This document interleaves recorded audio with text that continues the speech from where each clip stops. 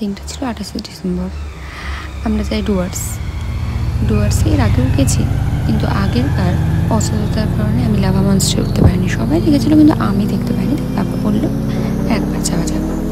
এই সুন্দর চা বাগানের মধ্যে দিয়ে যাচ্ছিলাম আমরা লাভা মনস্টারে। এই যে লাভা মনস্টারে যাওয়ার পথে রাস্তাটা এত সুন্দর, এই দৃশ্য উপভোগ করতে করতেই আমরা চলেছি লাভা মনস্টারের উদ্দেশ্যে।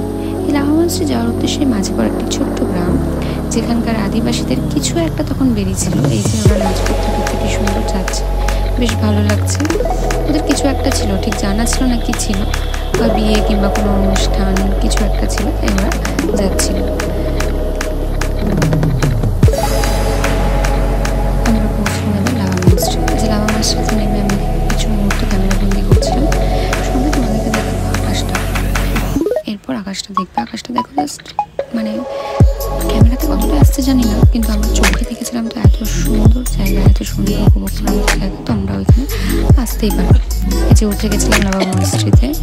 এখানে ভাই বোনরা বলছিল যে এত সুন্দর জায়গায় ছবি না তুলে জায়গাটা এরকম, ওরা ছবি তুলতে ব্যস্ত ছিল। আমরা যতটা পেরেছি ততটা ক্যামেরা বন্দি, বেশিরভাগ সময়টাই এখানে আমাদের সিঙ্গেল ফটো শুট করতে হচ্ছে। সুন্দর পাহাড়, তার মধ্যে এই হচ্ছে আমাদের সুন্দর লাভা মনস্টারে। আসার পথে দাঁড়িয়েছিলাম চা বাগানে। এই যে আমাদের জ্যাকো মস্তান দাঁড়িয়ে আছে চা বাগানের মধ্যে বাবার সাথে। লেজুটা কুমটো কুটকুট করে নড়েই যায় সারাক্ষণ, খুব মজা পেয়েছে ও চা বাগানের মধ্যে।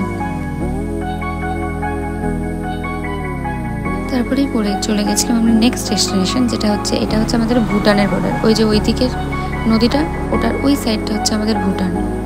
দেখতে পাবে ওইদিকে ছোট ছোট যে লাল বাড়িগুলো দেখা যাচ্ছে, ওই যে লাল বাড়িগুলো, ওটা হচ্ছে আমাদের ভুটান।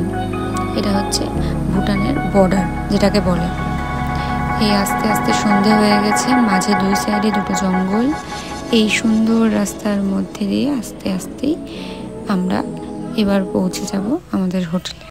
বলা হয় সন্ধে নামার আগে এইটা পুরো এলিফ্যান্ট ক্রসিং জোন, মানে এর রাস্তার দু সাইডে যখন তখন হাতি বেরিয়ে আসতে পারে, এমনকি বাইসান থেকে শুরু করে সমস্ত কিছু।